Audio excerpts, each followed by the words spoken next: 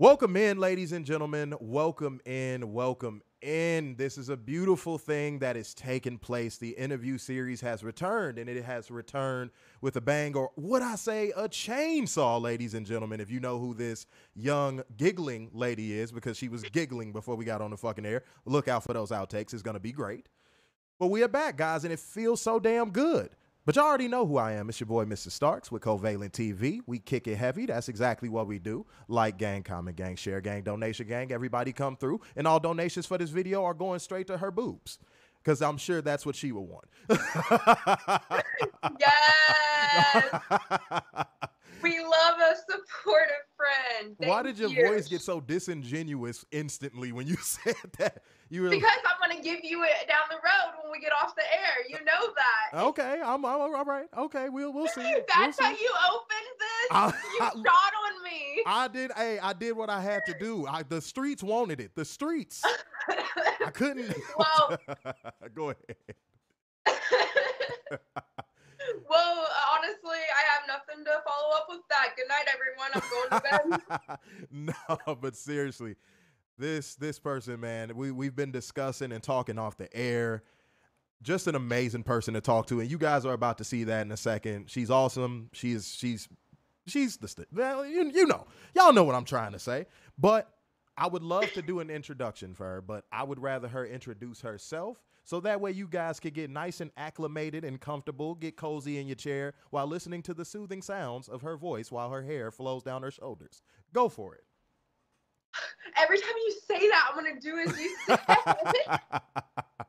Yes, Mr. Stark. Oh, God. Did you salute? What was that for? I don't know. I panicked. Don't call me out. It's like, yes, sir. You made like an Arnold Schwarzenegger noise, too. You like, oh. And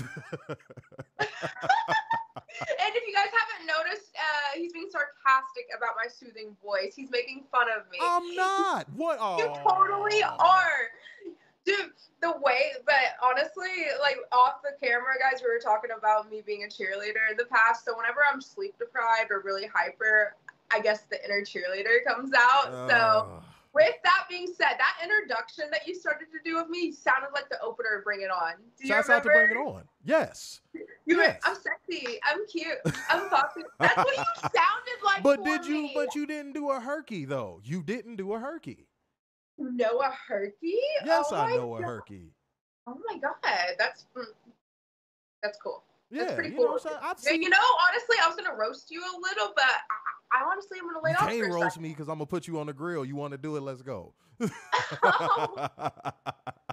No. Guys, this is what happens when you put two Pisces in the same, well, not the same room, but the same Skype room with each other, ladies and gentlemen. That's what happens, chaos, guys. Yeah, this is exactly what happens. So the first 5 minutes of this will probably just be us doing this until we actually get down to serious business. Honestly, can we be serious, though? Because, no, we can't. We can't. No. And I don't think we should. No, I think this should be fun. And guys, we always say this on our interview series. We don't want to be that podcast is just like, so what are some of your favorite wrestling matches? How long have you been wrestling? When you land on the mat, do you go splat or do you go plop? We don't, that's not, look, stop giggling. Oh my God. That's hilarious. I love that you just did that. Honestly, it doesn't matter if we are, or I just try to keep it real. You know, I'm imperfect, and I am going to answer your silly questions, and I'm going to answer your serious questions. I am almost completely certain that if I got super serious out of nowhere, you'd be like, cut the shit. Yes, honestly. Okay, so we've been friends for a minute, and we've discussed on the phone a couple times, because, like, whenever I have had a hard time recently, you were there, and you discussed things with me, and on a professional level, and as a brother of the business as well.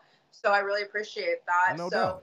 But then also, we were talking like this half the were. time, because you can't be too serious. Guys, this is a true story. This is technically like part 3 of the interview, because we've had like 3-hour phone conversations already.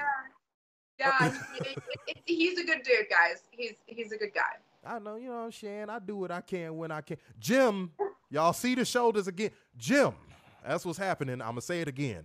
Herky too. Herky gets another shout out. I don't know why, but it does. It gets another shout out.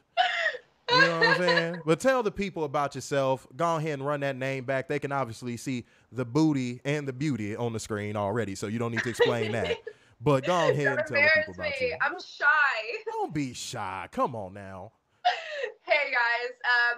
So since I am a nobody, let me introduce myself. I am the Black Dahlia, aka the Chainsaw Queen, the first ever Chainsaw Queen of professional wrestling. There's not much to say except I have an insane backstory. You definitely have an insane backstory. I will say that. Honestly, did you see my latest TikTok where I exposed myself in another interview? Wait, let's clarify. I don't mean exposed like as in my nipple out. I mean what like, is with you and your nipples? I don't get it. I don't bring that up. Okay, guys, off air, I swear to God, I never wear regular bras. So, y'all got that for free, by the way. Well, listen. I was like, dude, let me know when my nipple's out because I can't control these. No comment. So I'm gonna keep off camera, and now I guess it's technically on camera. It's on camera now. We are doing this. This is a thing. This will stay in. I am keeping that entire nipple saga in the interview. It's happening.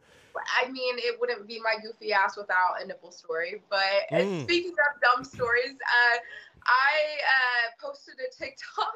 It was a little clip from another podcast I did, and I was telling my poop story. Whoa! Let's unpack. Hold on. Let's put a huggy on this. Let's go. What we talking about here? You didn't see that? Dude, I'm a little too honest with everyone. Like, I have nothing to hide, so I'm way blunt about, like, especially about the business. I go raw and in depth about what I have experienced and being involved with wrestling since 2011. And unfortunately, when you focus on wrestling, all of your money goes to wrestling. So I was homeless. Right? Multiple times for multiple years. And I would sleep out of my vehicle. Well, I was living in LA, training under Rikishi. So I was listen, this is it, man. Ready? So in LA, they lock up bathrooms at night. And sometimes they give you a key to get in, like in a gas station or whatever. But if everything's shut down, everything's shut down. So in another podcast, I talked about how for professional wrestling, I have pooped in a cup. Oh. And my goofy ass is like, that's one of the most humiliating things I could ever talk about. Let's talk about it on a podcast, and then let's make a TikTok about it. And now here I am talking about it again.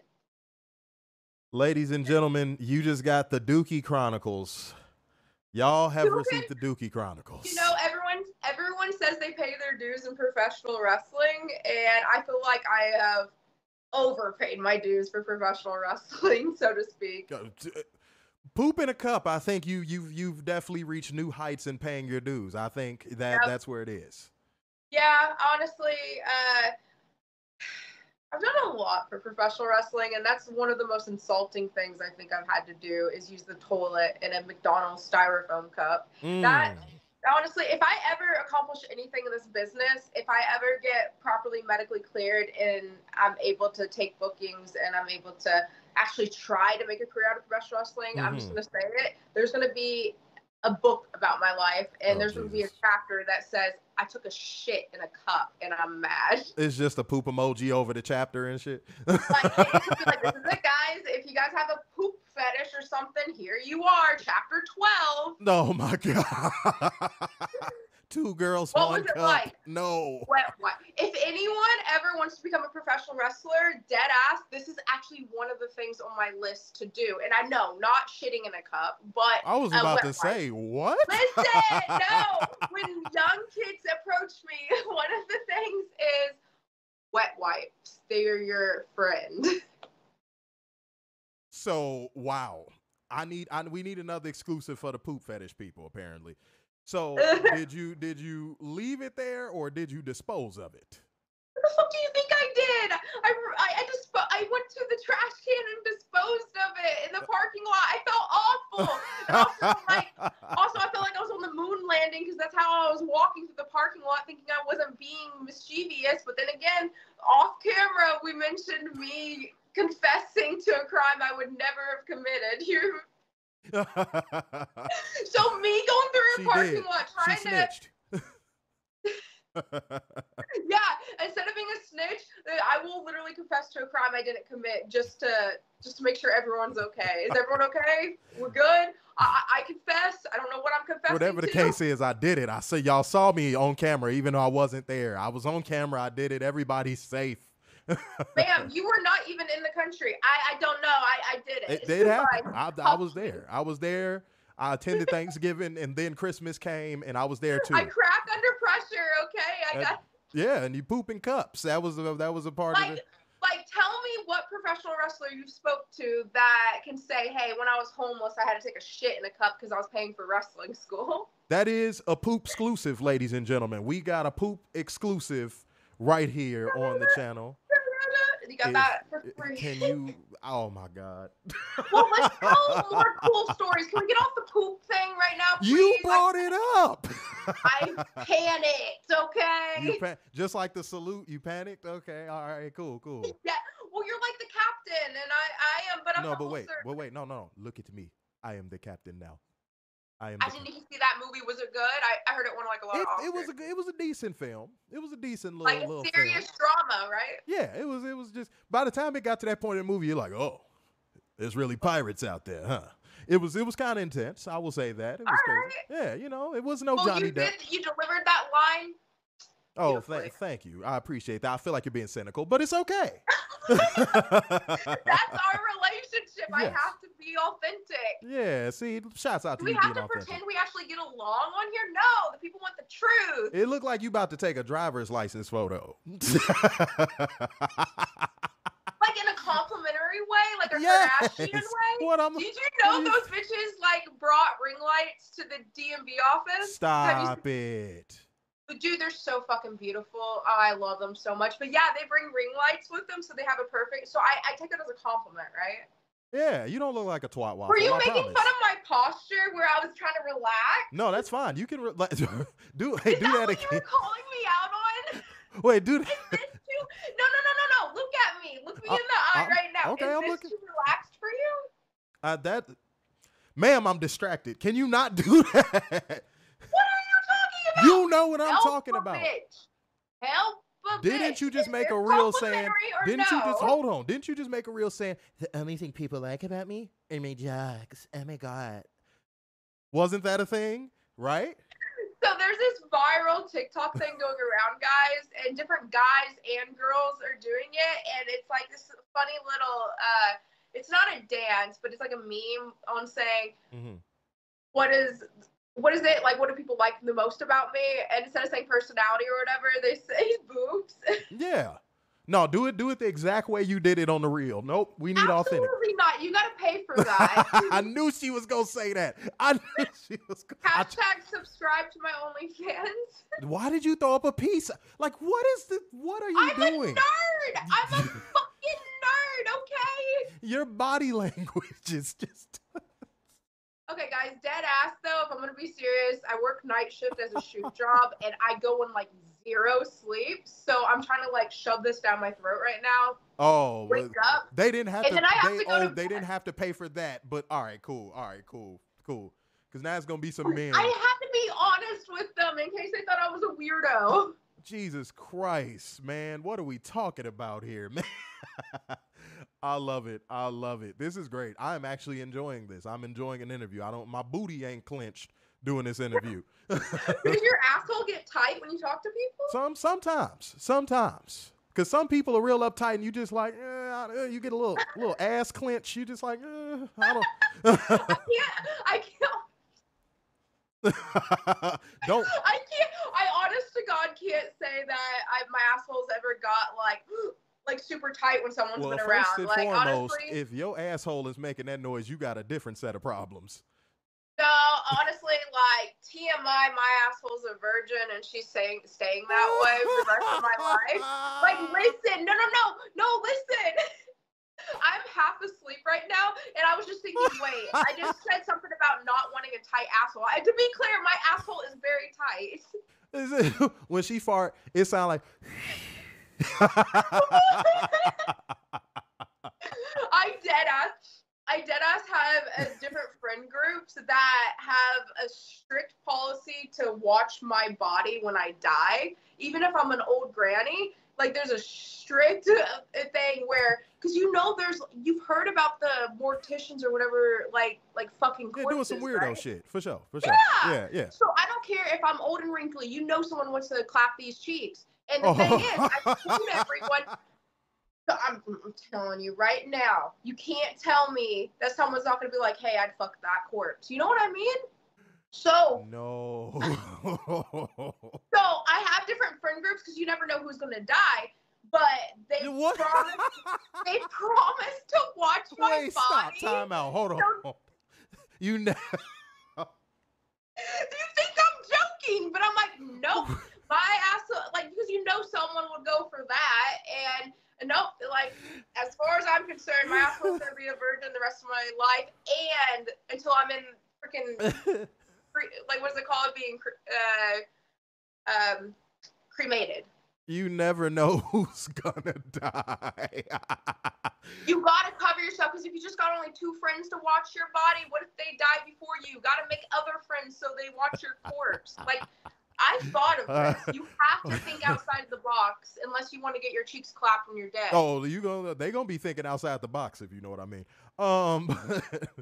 Don't turn your head sideways like that. You're gonna have to, like, delete this part in the interview because I'm so dumb. What is he talking about? I have no clue.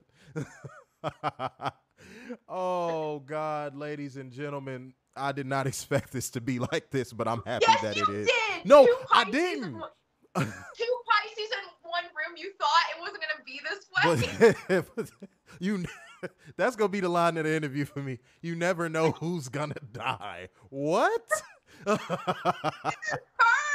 never know who's gonna die first in the friend group. You just go around your friends. Your corpse to get, like, sexually assaulted when you're dead. Come on. You just go around your friends. Think about dying yet? You know what? I guarantee a lot of your viewers are going to be like, I never thought of it that way. And then they're going to be shocked at the statistics of who claps cheeks. Like, why do you think so many females are in high demand in boards now? Because males have been such fucking perverts throughout the history of time. If you know what I mean? Like, Google it, guys. Okay, here's another thing. Oh, no. You got me on a rant. Okay, so on TikTok, there's this girl that had, like, a rash on her face. I'm allowed to cuss. I've already been cussing. Oh, yeah, go ahead. Let it fly. We cuss a lot on our show. Let it fly. Okay. Well, did you know, statistically speaking, that if someone cusses in front of you, they're more trustworthy than people that don't? Fuck yeah. Yeah, because they're more honest and they're not holding back. It's statistically proven. So anyway, now that I know I can cuss, so this bitch, she literally, so she took a cum shot to the face, I think. Potty mouth. No, I'm playing. No, dead ass. Listen. So she took a cum shot to her face. Whatever. Okay, we've all done it. Whatever. She didn't. Okay, no, it gets spooky. Honestly, 'tis the season for spookiness. Okay, listen. I'm listening. So she, listen to me. Go ahead. Okay. Okay, so listen. Okay, so she took a cum shot to the face. She didn't wash her face. Her nasty ass bitch did not bathe or wash her face, right? She just, like, I guess, kept cum on her face. So listen, she ended up getting a rash, and she had to go to the hospital, and it got that serious. It turned out the guy she was hooking up with was having sex with dead bodies. And the reason that they found out is because you only get rashes like that from the dead.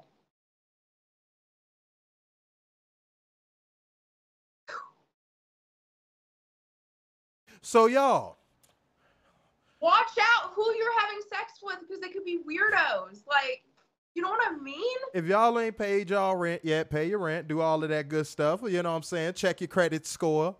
You know what I mean? Do all of the Have a friend group lined up to watch your body. Because you never know who's gonna die. Oh my God. You can roast me all you want, but I'm not. You know it's true. But you said you never know who's gonna die. Why are you hung up on my English Because right now? that's mad funny. Like, you just, because I just picture you walking in the room going like, hey, feel like dying yet? What? I am the chainsaw queen. I am trying to live the gimmick. Okay, all right, sure you are. You know what I'm saying? I'm out here murdering these bitches. Okay, speaking of chainsaws, let's dig into that a little bit. Where did this obsession with chainsaws begin? I'm curious. Well, my childhood was very traumatic. Shit. Okay, that got dark fast. No, I mean, like, dead ass. Let's not get into that. So, no. So, I've always been obsessed with Halloween, and I've always, before the basic bitch lattes, pumpkin spice, like, honestly, I'm gonna say something controversial. Apple cider is superior to pumpkin spice. I will live by that. That's true. So, anyway, before the basic pumpkin spice thing that everyone was, like, being a stereotype for, I was dead ass obsessed with like Halloween when you're like, oh, you're weird. Why are you into that spooky stuff? Like back in the day, you know, kids were mean and they would say things like that. I also was a huge Star Wars fan. So now Star Wars is cool. Everyone loves it. Everyone loves Star Wars. But back in the early 2000s, you were the nerd or the loser that liked Star Wars. So different time, right? Yeah. So I loved Halloween. I thought that it was so fun when you're watching TV, then all the commercials start to go into holiday themes, and then the movies start to have the Halloween themes. Halloween Town is goated. Oh, so good. Yes. So good. I honestly, but I'm a big nerd when it comes to like Harry Potter, Lord of the Rings, Star Wars. That's my jam. So horror was always like a staple in my life because I loved spooky season. And I was the type of kid that would be like in the friend group that would say, come on guys, there's this new scary movie that came out, because a lot of scary movies would also come out in the summertime. And yes, indeed. I was always that kid that's like, come on, let's watch something spooky. Or, hey, do you guys want to tell ghost stories, when it's like, you know, just like a little fun sleepover? And I was like, hey, do you guys want to make a Ouija board? Like, I was that bitch that always, like, I was always that person that always wanted to push the boundaries, because everyone's like, let's do each other's hair, let's do each other's makeup. And I'm like, hey guys, there's a graveyard just down the road. Do you want to sneak out and walk down the road? Like, it was just like so fun. So when I got involved with professional wrestling, everyone, like, okay, so it was 2011. I was 18 years old, and I was just an actor that was doing, like, so the funny backstory is, when I got involved with wrestling, I was just a valet. And when I got introduced to it, I wasn't a wrestling fan. I didn't know anything about professional wrestling. And when I was introduced with the job opportunity, when they said valet, I thought they were talking about people that park cars. Oh my God. I can't make this up. Like, that's how ignorant I was when I got involved with wrestling. I was like, valets are people that park cars. Like, what? No. Yeah. And then I had to be educated on it. I studied Miss Elizabeth. I studied a lot of legends when I got involved with wrestling, because I took it very seriously. But the moral of the story is, you asked about the horror theme. The Black Dahlia. Of course. I named myself the Black Dahlia in 2011 because all these indie promotions, I was a lamb to slaughter. I was like this innocent little kid that was a theater nerd that got pushed into wrestling. So I was very 18 years old. I was very young and naive, and they wanted to put like stripper names on me. They wanted to put you know, it was 2011. Give me some of the names. Give me some of the names. Oh no, like I can't even, like, honestly, if I pull a name out of my ass right now, it literally will probably be true, but don't quote me. But it was like rainbow glitter sparkle sunshine bullshit. You know what I'm talking Oh, about? like Really terrible cheesy. flat booty strippers at that. Yeah, so basically I'm just 18 years old, and I even knew I didn't want to do that. Yeah. And we hadn't seen the women's revolution yet in WWE yet. We were on the verge of seeing that.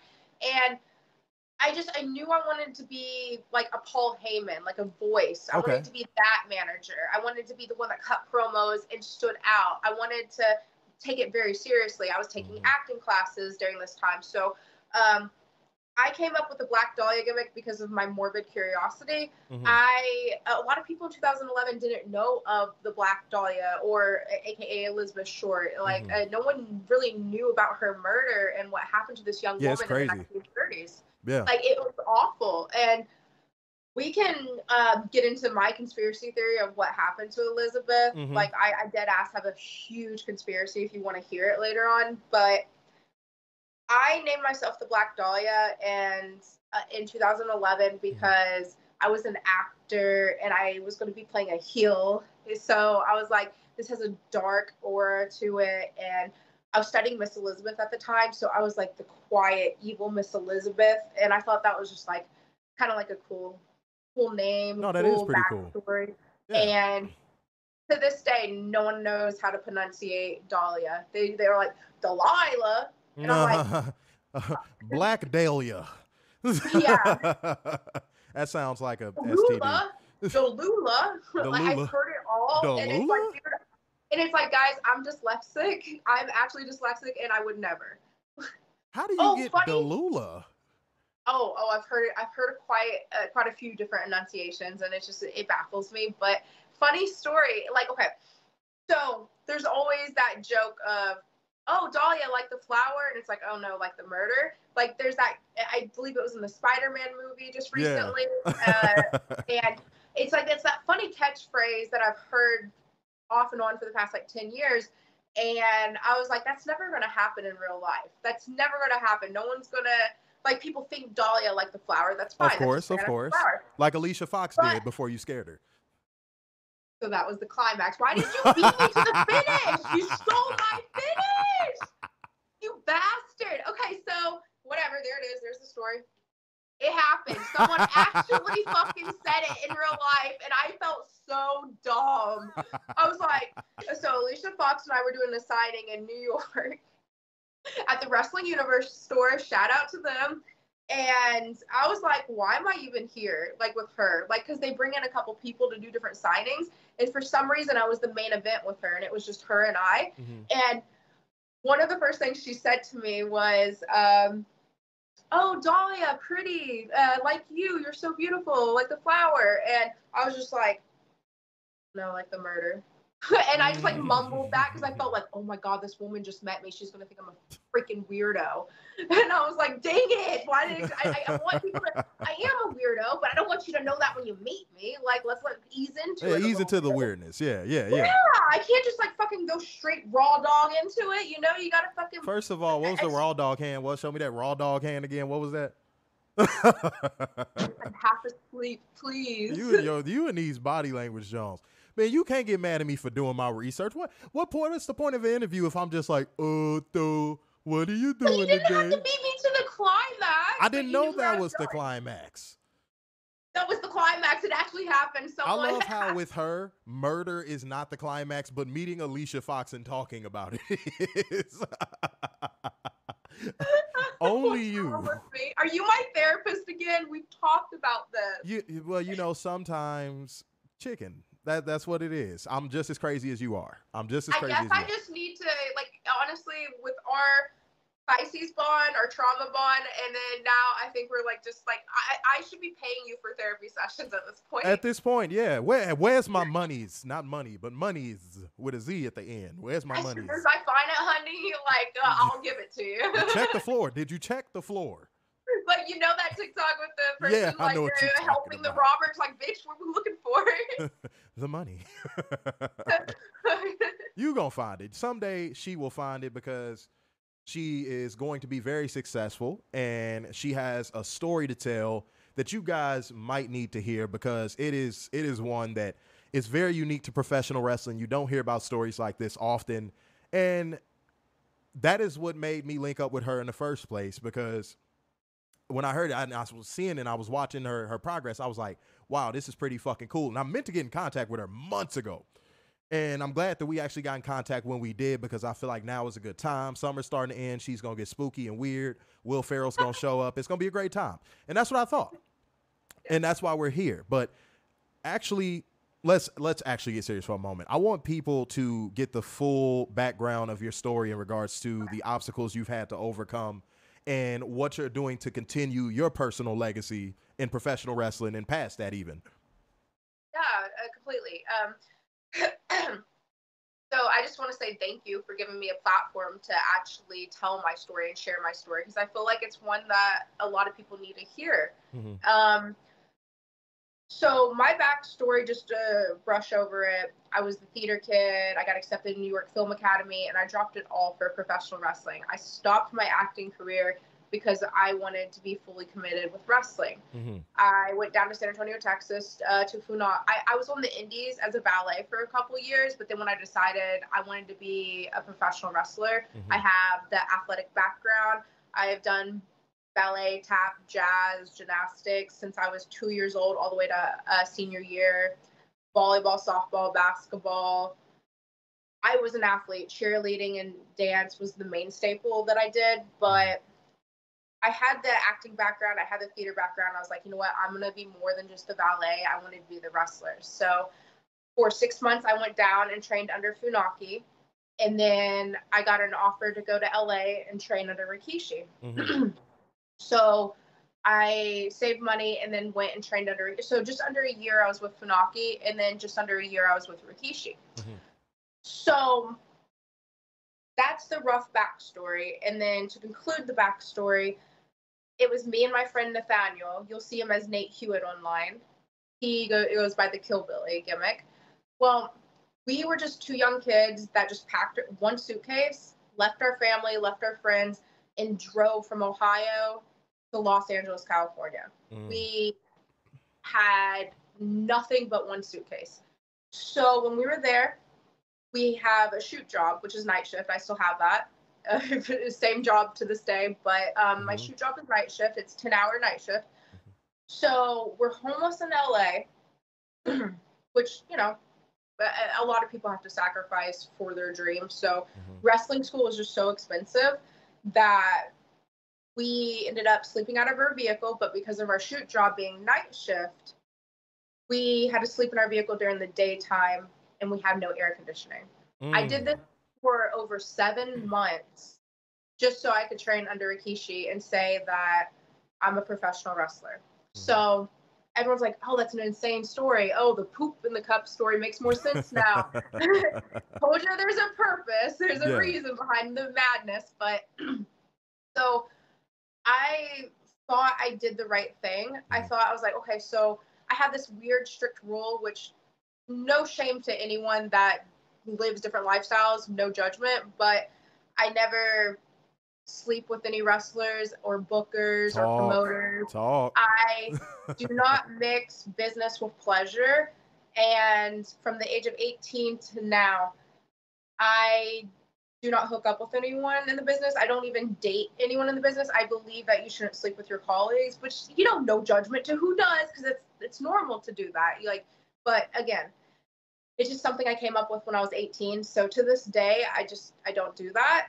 So I took it very seriously to the point of, this is my job. This is what I'm doing. So what best thing to do is go to school for it. So I picked my 2 teachers specifically to be one of the best, and then go and audition for like WWE. And at the time AEW wasn't around, but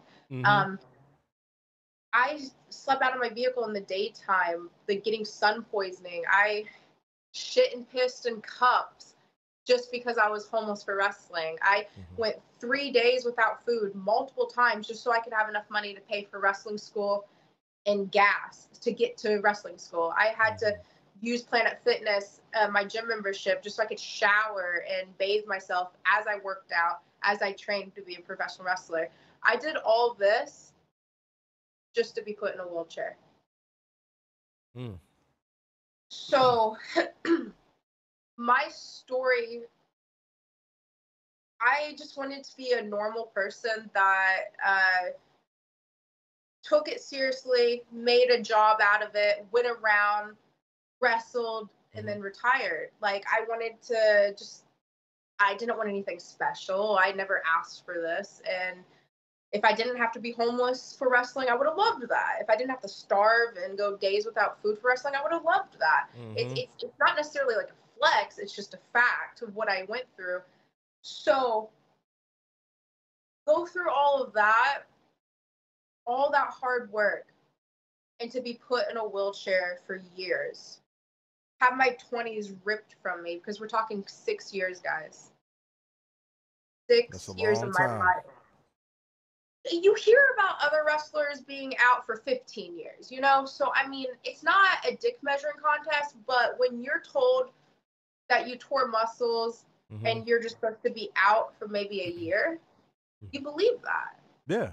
And so basically what happened, you guys, I was training at Rikishi's. He was there that day. He witnessed it. He's the one that had to tell me get out of the ring because I wouldn't quit. I was very, very determined and embarrassed. But basically where I got slammed and thrown out of the ring, I landed on the concrete and I tore both ligaments in the bottom of both my feet. And I didn't know what to do. I was homeless in LA. I was just training, living out of a suitcase. I didn't have any family or friends to turn to. And I continued to work at my shoot job, train under Rikishi, and weight train for 2 months with torn muscles in both my feet because I didn't know what else to do. I didn't know I could quit. So then finally, I felt like I was a failure. I had to tell Rikishi, I was like, hey, my feet, I kept on telling everyone I sprained my ankles instead of telling everyone I tore my ligaments, and I'm like vomiting because the pain is so much. So after 2 months of doing that, I was like, guys, I have to leave. And then I ended up, they tried to fuse my muscles back together naturally with like steroid injections and hard casts.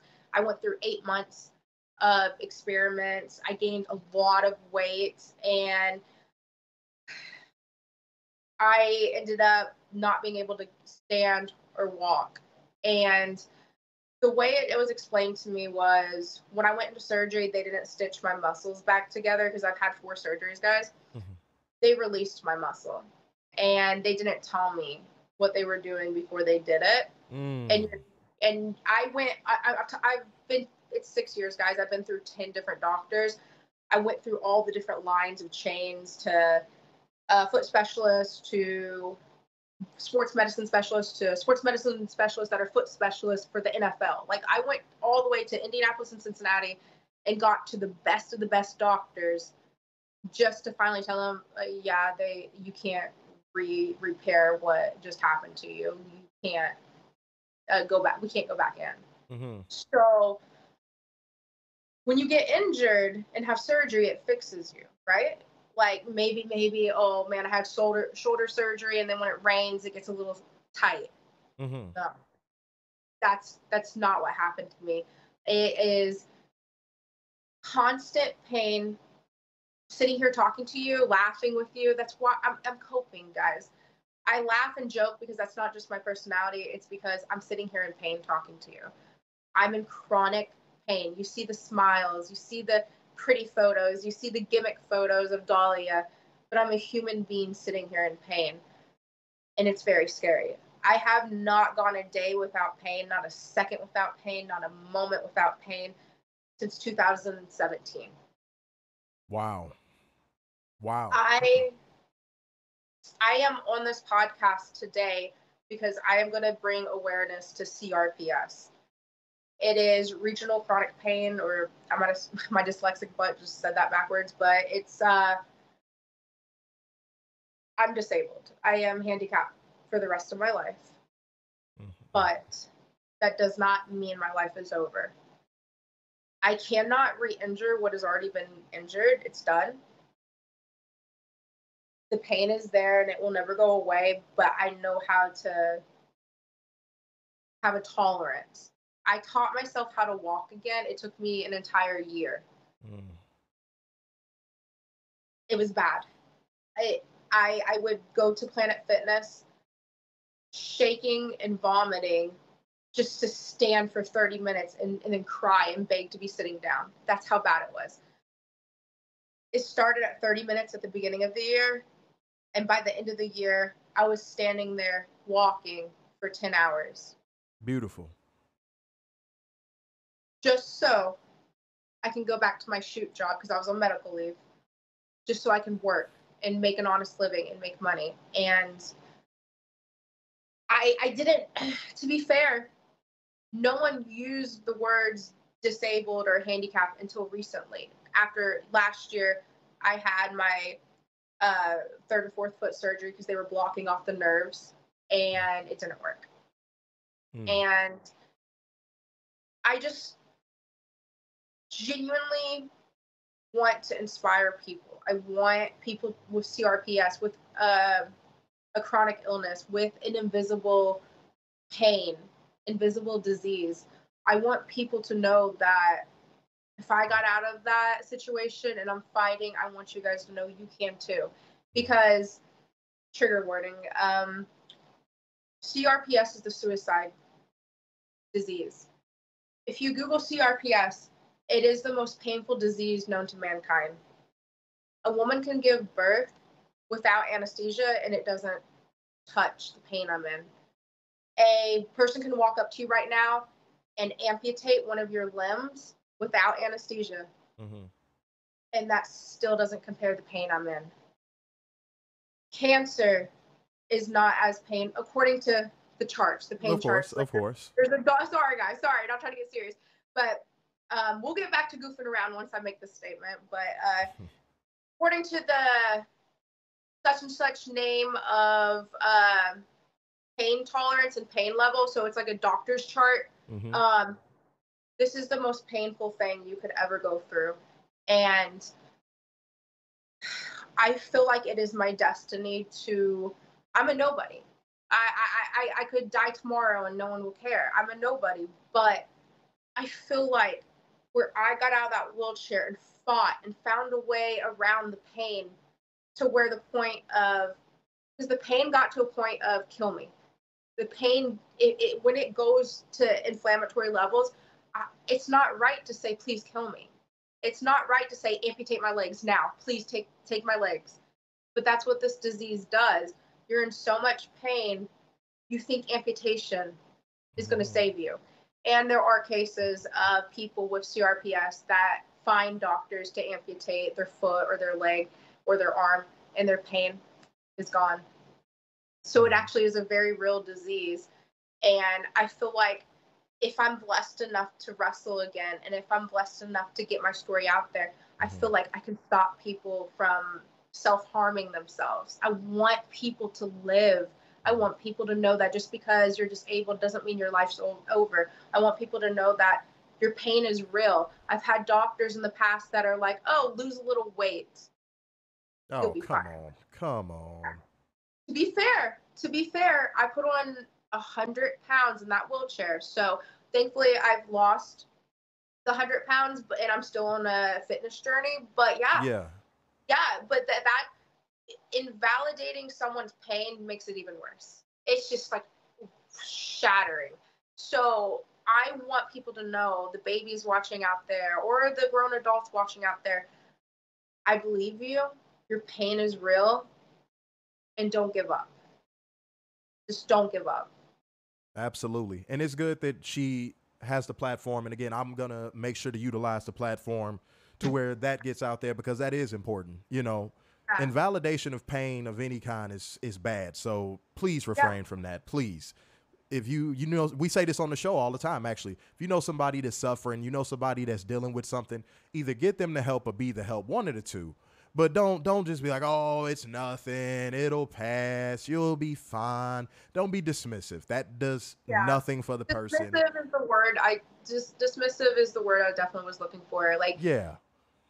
Like everyone's valid in their feelings. Mental health is real and pain is real. If someone just wants someone to vent to, like, it just invalidating someone is just sickening. Yeah, you shouldn't do that. You shouldn't do that. And Right. something that's going to happen is that I'm going to claim it. This is going to become big, and this is going to be something that you'll help lead the charge of. And I'm certain you will, because you're going to be a success story. Not, you notice I'm not talking in ifs. You're going to be a success story. It's not even a question. Please stay focused, stay on the right path. That's the reason why we're even talking right now. I told you that. I told you that off there. So please stay focused, stay on the path. You got this. Yeah. Thank you for saying that. Yeah. I honestly, like, I've never been about fame or fortune. Like, I've gone days without food. I know what starvation feels like. Mm-hmm. I've slept out of my vehicle. I know what poverty feels like. I've gone without anything basically my whole entire life. If I've ever had anything in my life, I've had to earn it. I've held jobs since I was 16 years old. I've never wanted the mansion. I never wanted to be the millionaire. All I wanted was just to be comfortable. Yeah. So with that being said, I truly appreciate the platform that you're presenting for me and to get this message out there, because now the tables have turned and it's almost like, yeah, I need the attention now. I need to bring awareness to this. I feel like it's such a cliche word to say destiny, but I believe in the cosmos. I believe in destinies. I do believe in that, and it comes as spirituality and hocus pocus shit. And I couldn't be more honest when I say, like, when I was just an actress, that sounds so dumb, but back on a joking manner, I went to a fortune teller. I was just this young girl in the middle of the Appalachian Mountains. I stuck out like a sore thumb. I didn't fit in. And there was this random hut in the Appalachian Mountains, and there was this witch there that would read fortunes. And I still follow her to this day. She's amazing. Oh, that's cool. But yeah, she's totally viral on Facebook, and she deserves all the praise. Gypsy Moon Fortune, like, shout out. So I'm just like a 16-year-old kid, and she tells me this crazy story. She just knows nothing about me. I don't give her anything because, I don't know if this is real or not. I'm open-minded, but I don't know if this is real. And she told me that I don't know who you are or what you're going to be, but she's like, you're going to be something. She's like, here. And then for free, she didn't even charge me. She got out because she was reading my palm, and she got out the tarot deck, and she's like, look. And she, like, kept on flipping, and she's like, and it kept on showing the shooting star. And she's like, baby, what can I ask? What are you going to be? And I was like, oh, I'm an actor. I'd like to be an actor. I'm going to go to New York one day. And, I was just like a young kid. I didn't know anything about wrestling at the time. And she's like, just nothing but positivity. My whole entire reading, she's like, you have the Cinderella story, rags to riches, poverty to fortune. She's like, I've never seen someone get the shooting star before. And she's like, you're going to do something, baby. And then, it was such a positive atmosphere. And then she scared the shit out of me. She went, like just, I thought she was being theatrical and trying to get money out of me. I was like, what the fuck? I was like, she's trying to upprice me. Like, just like a 16-year-old kid. I didn't know what was going on. And she's like, oh no, baby, I'm so sorry. She's like, oh no. She said, waist down, accident. She said, it's gonna happen. Said it's gonna happen because it is your destiny. I'm so sorry. I wish you weren't gonna go down that path, but it's gonna happen no matter what you do. She said, waist down, waist down. She just kept on repeating it. She's like, I'm so sorry. And so 10 years or like 5 years, or let's see, 2 years before I got involved with wrestling, that was predicted. And then like 7 years later, the accident happened. I was just an actor. I thought I was going to be in a car accident or something. I thought I was going to break my leg and everything was going to be fine. All right, whatever. Right. Yeah, she predicted it, and it happened. It's not like I lived by that and I lived in fear. No, No, it's but just it's a thing though. Yeah. it happened. So I'm still friends with her, and she's like I said, she's viral on Facebook. She's amazing, Gypsy Moon, and I talk to her. I do a reading once a year with her, and it's okay if people don't believe in that hocus pocus shit, but it happened. Like I Hey. did, like the stuff happened. So either she's just like really lucky, or it's real. So Hey. no Yeah. flip the messenger. She But didn't lie. I talk to her every March during my birthday, and she said, hey Cinderella, hey shooting star. She's like, you're still on the path, baby. And she Mm. said, you will overcome this injury. She said, you will conquer this, because she always saw me as a healer. Mm-hmm. And she said that I had the healing sign, and she said she sees me helping people as well. And I think this is my destiny to tell people about CRPS. It sucks. Like, no, like, I'm not trying to sound politically correct right now, but no one wants to be handicapped. No one wants to be crippled. No. No No. one, and then that's very politically correct of me to say, but it's just, no one is like, when I grow up, it's just like, it happened. And it's okay. It is. It's okay. And it will be okay. Because I'm going to help people. You are. You are. And I want to talk about something else that, like, because you talked about all of the things that you wanted to do, and you're very multifaceted in that regard. So let's discuss something. Let's discuss something. I mean, not only just goals in professional wrestling, but just goals overall for yourself, goals for even people around you. So what are some things that you want to build, as you continue to go on with everything you have going on and, making people aware? What do you want to build? What are you hoping the end game is for yourself? Okay. So when I was just an actor, I wanted to join like the Red Cross Mm-hmm. for like a gap year before I auditioned for the New York Film Academy. I wanted to go and do like missionary work and shit like that, or whatever it's called, whatever that I know what stuff you're is. talking about. Yeah. Yeah. So that's still me deep down. Like Mm-hmm. I'm traumatized. I'm not mentally well at all. Being Mm-hmm. in chronic pain every single second of every single day, you kind of lose your mind. And mental illness is very real. And when you torture a human being, like a prisoner of war, and you're trapped in your own body, you kind of break. So my goals, small goals to big goals. I'm continuing my weight loss journey. I'm continuing my fitness journey, because I feel like that's a key to CRPS. Mm-hmm. Unfortunately, I do think weight loss is a key to help, and I'll write about that in my book. Like I want to write a book, and I want to travel and tell my story and Mm-hmm. be like a speaker, a public speaker or whatever. Yes, Um, indeed. I don't care about being a celebrity or a millionaire or clout. I don't care about likes. Like social media is fun, but also it's toxic. So um, my goals in life is to get in the best shape of my life, to get in the best mental state, and I want to wrestle. I'll tell you a story, and I don't want to cry. Go for it. No, go for it.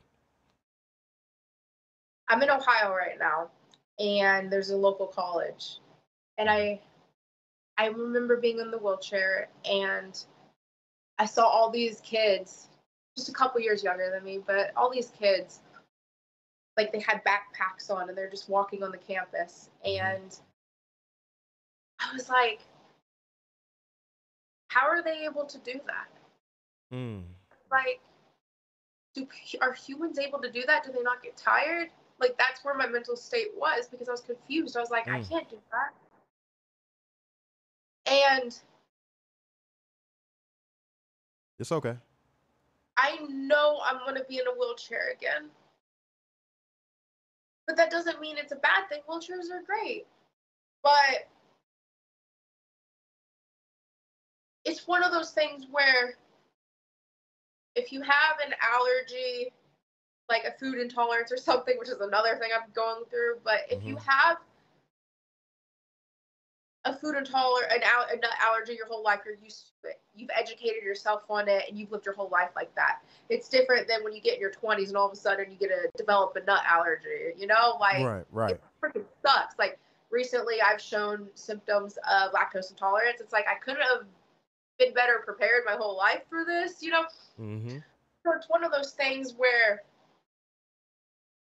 according to my therapy, you have to acknowledge it, Mm-hmm. accept it, move on.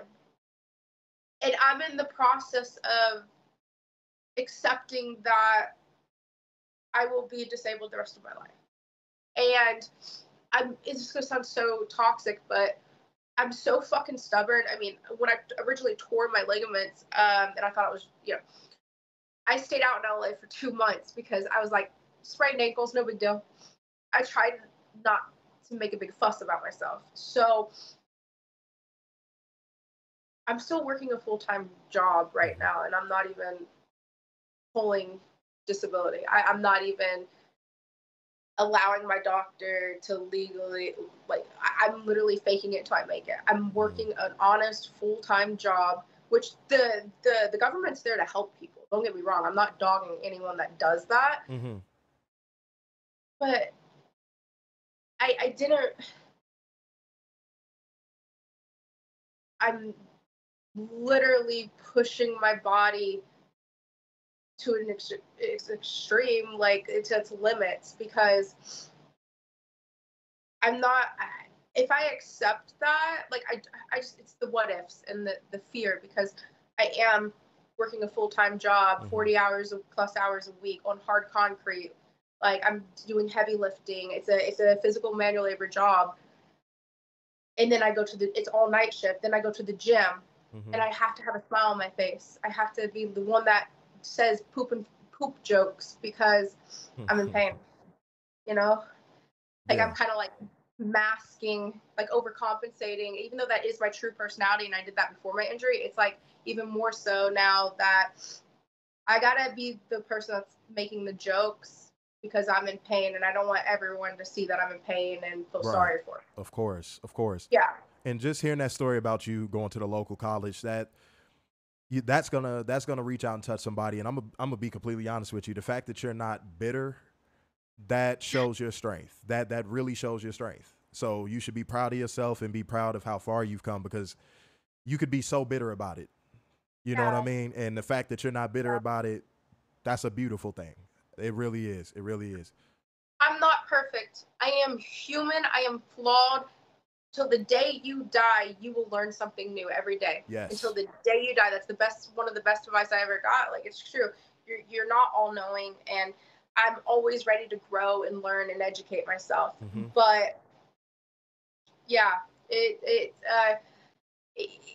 been a hard. So being in chronic pain, I have more of an attitude. I'm human. I'm not perfect. My mental health is more sensitive. And so I need people to understand that it's okay not to be a Disney princess. It's okay to be beautifully flawed. It's okay to not be perfect. And I always joke and say, I wish I would have handled this with more grace. I wish I would have handled this more inspirational, but it was my life being taken from me. I'm young as fuck, and I just had my 20s ripped from me. It's like I'm allowed to be the victim, you know? Like I threw a tantrum, but I like to believe I've educated myself on my mental health. I've set boundaries for my mental health, and I feel like I really can reach out to other people that have CRPS or have a disability that want to wrestle. And I hope that I can give them the push that perhaps a family member won't give them. I hope that I can be that one yes for them. And hopefully not look too problematic, because I am the Black Dahlia chainsaw queen. Like, who's gonna want me to be an inspiration? She's a fucking crazy lunatic. No, you good. It seems like sometimes, because when you're a good person, trouble finds you. So I'm not gonna make you talk about it on camera. I'm not, but When you're a good Oh, person, yeah. trouble finds you. That's really a thing. Like, Basically, the way that it's been explained to me spiritually is you're a lighthouse, mhm. and I feel like you're one too. So in a spiritual realm, whether the living or the dead, the way that it's been explaining to me, I do not only have the sign of a witch and sign of a healer, but I also am a lighthouse. Mhm. And basically it just means people are attracted to us, the living and the dead, the good and the bad. Mhm. And when you genuinely stay out of drama, and again, we're not going to touch it, but when you genuinely stay out of every scandal possible in wrestling and just mind your business, and then someone else's drama makes you lose a job, like that just hurt my feelings. That just hurt my feelings, and I'm like, oh, like apologize, but like I stay out of everyone's drama. If you're canceled, you're canceled. If you're a mean girl, you're a mean girl. If you're a pick me, you're a pick me. Guys and girls in the business. This is like the entertainment world. It's a catty world where people are clout chasing and where people are manipulative, and the good guy always gets burned, and Every time. I'm a true believer in 50-50. I'm a true believer, like whenever someone approaches me with a problem and wants my advice, I'm like, you got to give me your side, you got to give me your side, you got to give me the straight edge. Mhm. And normally there's either one true bad person and you just everyone knows that person's bad, or it's like, okay, I can see the truth there, I can see the truth there, this is the truth. So I'm very diplomatic when it comes to things, and when I come straight forward and say I am the victim, I am innocent, I swear. You're not in. Cut that shit out. No part of you is innocent. It's like, I swear to God, I didn't mean any harm. Like, I keep me out of it. I'll speak my truth. I have screenshots of everything. I'm a fucking psychopath. I have screenshots of everything, and tell me where I lied. Now, honestly, guys, she's not a mean girl, but she ain't all sugar and spice and everything nice. I'm telling you that right now. Don't fall for it. Don't fall for it. That's the thing. You see what she trying to do? She tried to manipulate y'all. When I said that, she put her titties back in the camera. Y'all saw that? What? No, my titties are kind of everywhere. They're always in the camera. Y'all see the manipulation right there? I'm gaslighting you. Yeah. My boyfriend. Never mind. Oh, uh-oh. Oh, no. I was gonna say something off that doesn't need to be on camera. It's not my boyfriend. I was quoting someone else. Oh, okay. I was about to be like, what's happening now? Uh-oh. No.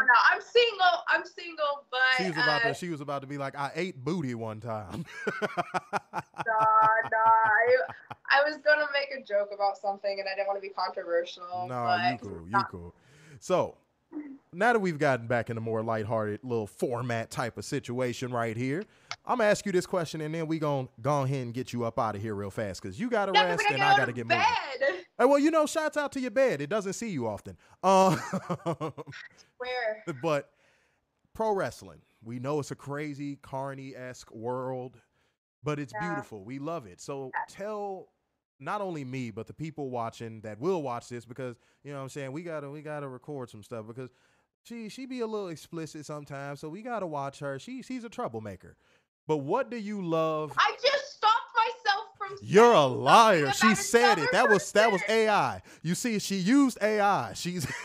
I literally stopped myself from saying. You know what? Fuck wait, no. What did you do? What did you do? You can edit this out. What I was going to say was, my boyfriend doesn't want me to follow you anymore. I'm keeping it in. No, that makes me a mean girl. That's not my quote. That's so. No. I'm sorry. Can I be a piece? You went. That's me being a mean girl, guys. Someone was playing him, and yeah, it's fine. Okay, all right. Yeah, see, I stopped myself from being a mean girl. Wait, hold on. Here we go. Wait. This is you. No, I'm not a bad woman at all. No. I got screenshots. Stop it. Yeah, well, you got the receipt. I got them too. We gotta cover ourselves. Like, bitches are lying. Hey, well, that's how it goes sometimes. Women lie, men lie, but numbers don't. I'll tell you that right now. But let's get back to this question. What currently, even in the state that it's in today, What do you love the most about professional wrestling, and what do you wish, if you could change anything about professional wrestling and how it's structured, what would be the thing you would change, and what do you love about professional wrestling now? Okay, so the thing that I would change is controversial. So you're trying to get me canceled. Go for it. Fucking go for it. Like I'm honest, but people don't agree with me. So, okay, so I what I love. Okay, where I'm not medically cleared to wrestle, this is just me looking at it from when I travel with my friend Nathaniel when he gets booked. So I'm living through him right now in a locker room. But when one thing about professional wrestling, especially as an independent worker that works a full-time shoot job, because a lot of people don't work full-time shoot jobs, and it's so surreal. My favorite part about wrestling is a world inside of a world. And hear me out. Hear me out. So traveling 26 hours one way because we got to carry chainsaws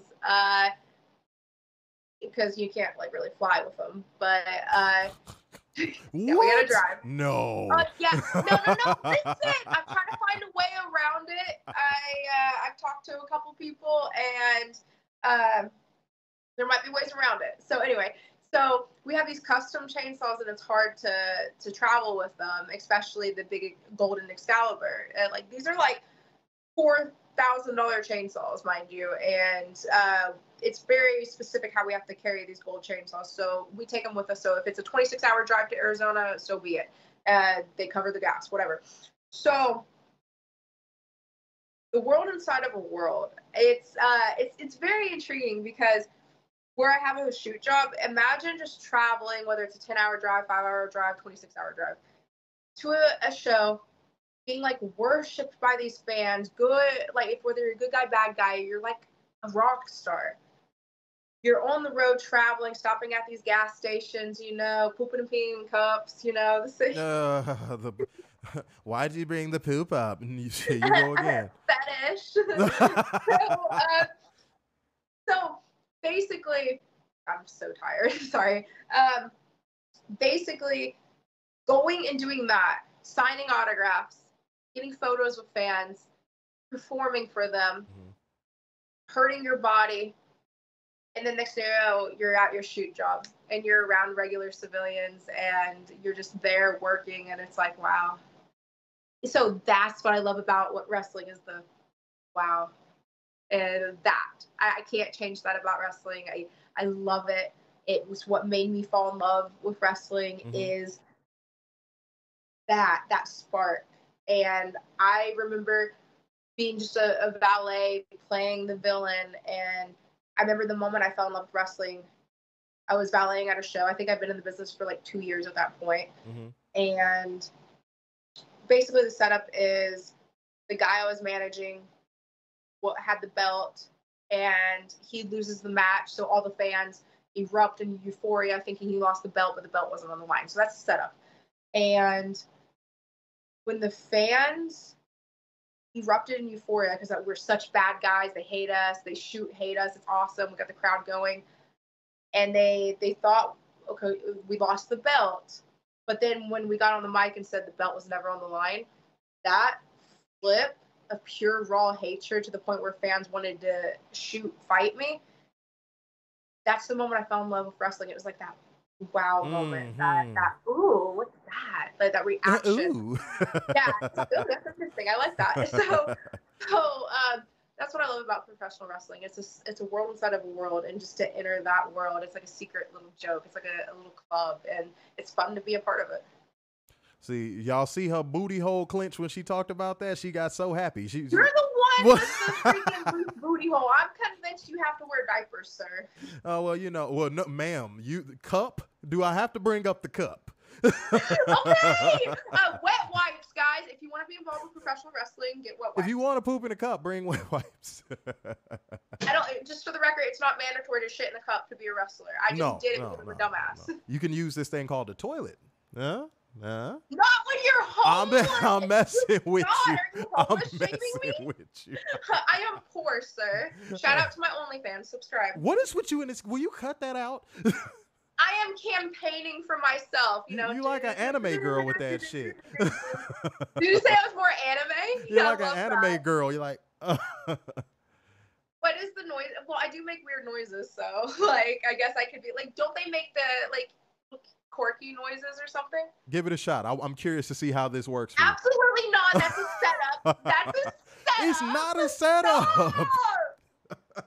I was legitimately curious to hear your anime sound. I'm not gonna be one of those people that embarrasses myself intentionally. You couldn't just hit a ha some shit like that. Anything? I already have. Do some playbacks. You this is my weird voice, okay? Well, you know, it's a good blend. Her voice is a good blend. It's like, you know. I don't know if I'm annoyed by her. I don't know if I want to punch her in the face, but Yeah. But she has a cute little face, and I like her. You're conflicted. you. Oh, stop! I wasn't saying that. Oh, fuck you. I take it back. I take it back. I'm the girl next door. I take it back. You doing hair flips and shit. I take it back. See, that's the doll. Like, honestly, guys, dead ass. I'm just gonna expose myself. I am working on my Dahlia gimmick to the point where I want you to punch her in the face. I want you to hate her. I want you to God. despise her, right? So me, like, that's the voice I want for her. But the thing is, I can't commit because I will get shoot hate, like MJF hate. Like, people will like. The heat would be insane because don't you want to punch me when you hear me say that? Like, oh my God, like that.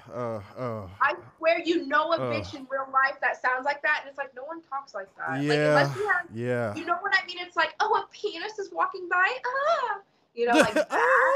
It's like, oh, a penis, Like, because dead ass, I've called girls out on that since middle school. Like, yeah. Okay. The pick me girls, the girls that are like, I want to be the only girl in the room, like those girls. No women hate. I like, honestly, if you're going to be promiscuous, I support you 100%. You go get that dick, girl, or whatever. But when it comes to the pick me girls that are like, I'm going to change my voice when guys are around, like, I literally want to punch me in the face when I sound like that. So I feel like Dahlia needs to sound like that. You're trying to tweak it to that a little bit. Okay. Yeah. That's cool. Well, guys, we gave y'all a good little chunk of time, man. You know what I'm saying? She gotta get some damn sleep. We don't care about that. I have to work tonight, so I'm gonna take like a 3-hour nap and then I'm gonna go to work. She ain't working. She ain't working. She going to the chocolate factory after this, y'all. Dude, I wish I would like deep throat a granola bar right now so hard. Yeah, I've never heard that. Deep throat a granola bar if you don't stop. So to be fair, guys, I'm just going to go into work for like 2 hours and I'll hit the gym. So it's not going to be, don't pity me too hard. Mm-hmm. And if y'all see her post a gym selfie and her edges kind of fucked up, don't say nothing.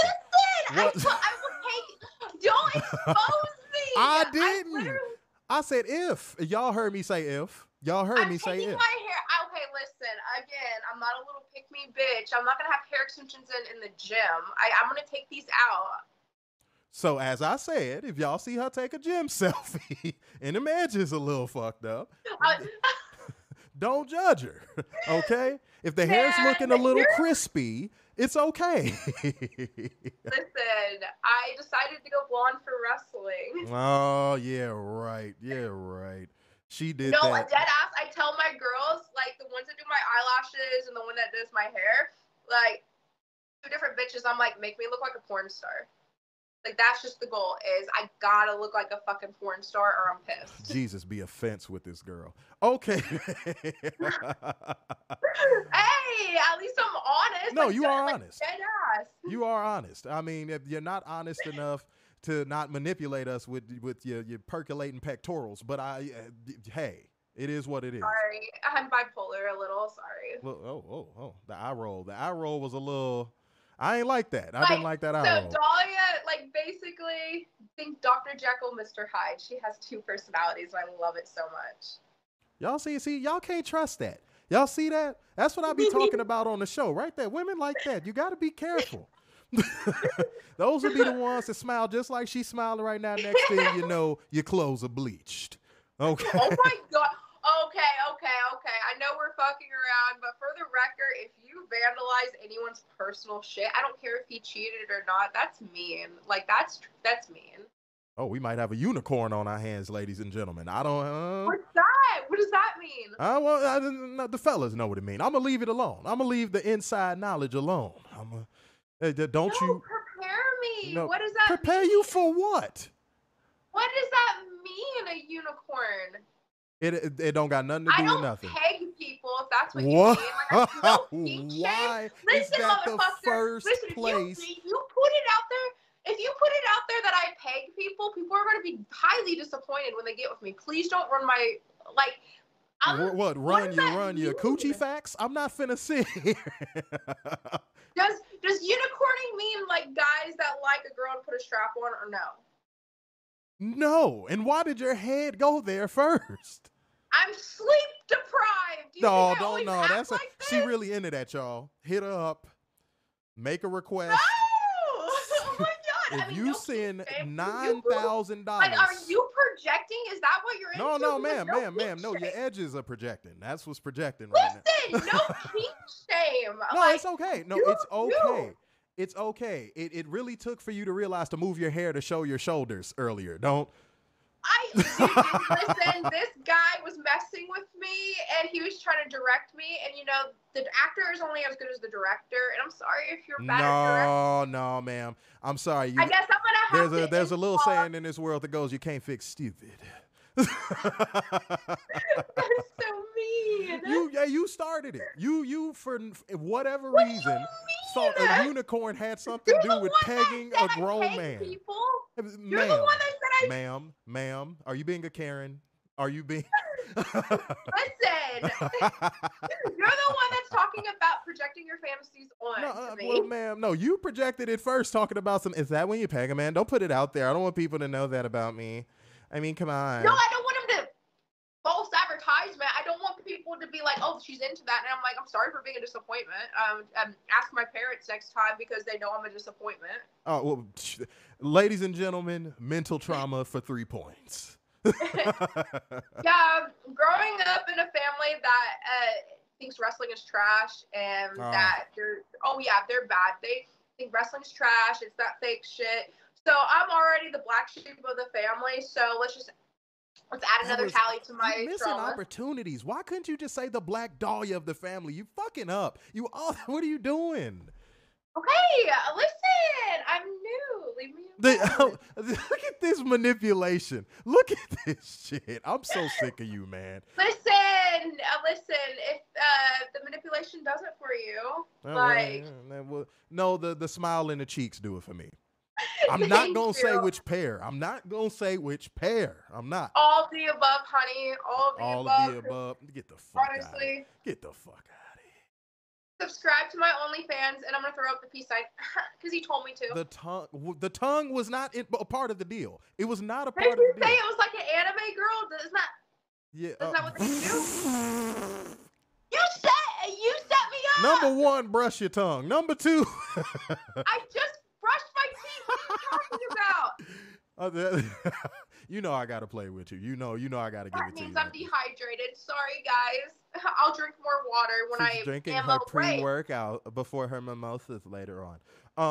But don't worry. This is keeping me up for you, and I'm dead ass gonna fall asleep. It's doing like what? An hour. It's doing what?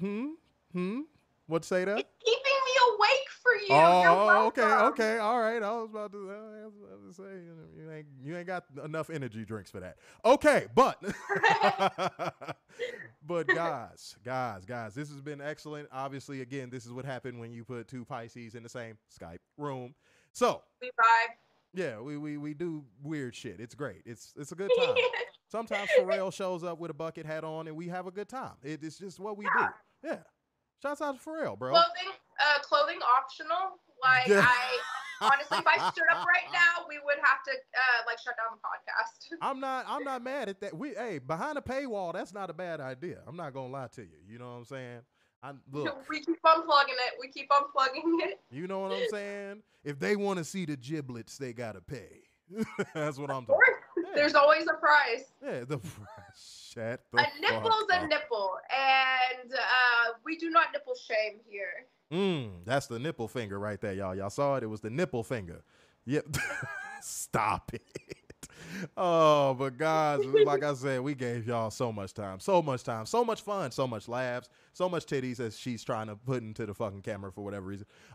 I have boobs. You want me to chop them off? What the fuck? Why did you turn into somebody from New Jersey so fucking fast? I have boobs. I have fucking boobs. Huh? What you want me to do about it, you fucking jamoke? I got boobs. Thank you very much. Hey, well, you know, shouts out to you. Shouts out to you from Ohio. Ohio. Ohio. You know? Technically from Arizona. I'm just in Ohio. Oh, you fucking faker. You. I know. I honestly, I don't feel like I fit in Ohio, so I'm not posing to be from Ohio. I promise. Her dream is to be a Valley girl, y'all. Her dream is to be a Valley girl. I'm that is her dream. So freaking hard. Oh, well, you're doing a good job so far. Everything will work out. I'm telling you. Did I pass as an Ohioan? Yeah, the Ohioan. That sounds so bad. I don't know why I hate that so much. But shouts out to Cedar Point. I thought that was like what you guys were called or whatever. I'm not from Ohio. Fuck no. Oh, really? Fuck no. Oh, shit. That's why I was roasting Ohio. Shit. I really don't hate Ohio. She hates Ohio. Y'all see that? No, y'all see that? Y'all see that? You. Look at that. She hates every single one of you. Hate her now. So you're from Illinois then, right? What? Are you from Chicago, Illinois? Yes, of course. Nobody said Chicago, just Chicago. Nobody goes, are you from Chicago, Illinois? Huh? Yeah. Are you, buddy? Huh? Sorry for being proper right now. I won't be. Your voice got 3 octaves deeper, and I fucking hated it. Fix it. No, I'm sorry. I'll keep my dehydrated tongue like closed. Yeah, there goes the tongue. Okay, yep, it's working. It's working. Is it? No, it's not. It's still white. That scares me. I told you. I tried to tell you. I was trying to help you out. You got mad. How am I supposed to drink water when I'm asleep? Give it a try. Try something new in your fucking life. And also, certain medicine, off the record, makes you want to... Wait, medicine? Medicine makes you dry, you know what I mean? I know. Wait a minute. The way you phrased that was bad. We're never signing off at this rate. But actually, we are. Y'all already know who the fuck I am. I don't need to tell y'all where to find me on everything. Y'all know what's good. But you need to tell the people where to find you on everything and all of that good stuff so we can get the fuck up out of here.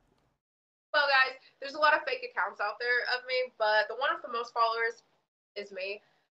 You guys can find me on Instagram, TikTok, Twitter, Facebook, you name it, OnlyFans. And you can normally find me under Black Dahlia 47. And you can, or just under Black Dahlia. And I appreciate the support, guys.